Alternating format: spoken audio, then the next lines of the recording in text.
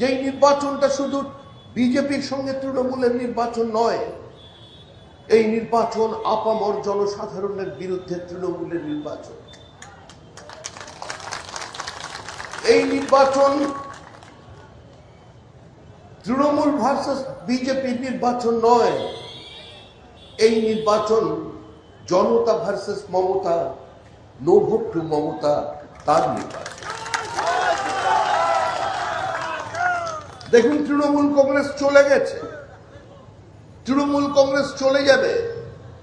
পৃথিবীর কোন শক্তি তৃণমূল কংগ্রেসকে চতুর্থবারের জন্য ক্ষমতায় ফিরিয়ে আনতে পারে?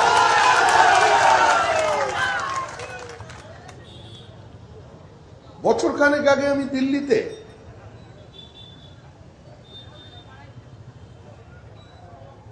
একটা গেস্ট হাউসে ছিলাম।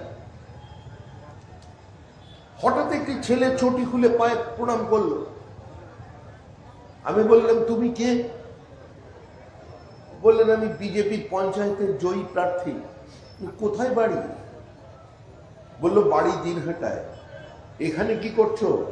বলছেন, ঘর ছাড়া কোনো কাজ নেই, আমাদের জীবন জীবিকা কেড়ে নিয়েছে তৃণমূল কংগ্রেস, বউ বাচ্চাকে নিয়ে আজকে জাগরণ দেওয়ার কাজ করছে। একটার পর একটা বিজেপির কর্মী দিনহাটা থেকে গিয়ে আসামে আশ্রয় নিয়েছে।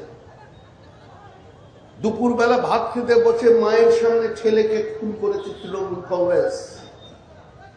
আজকে দীর্ঘদিন পর এনসিসি চালু হওয়ার পর এই দিনহাটার বুকে আমরা প্রকাশ্যে সভা করতে পারছি।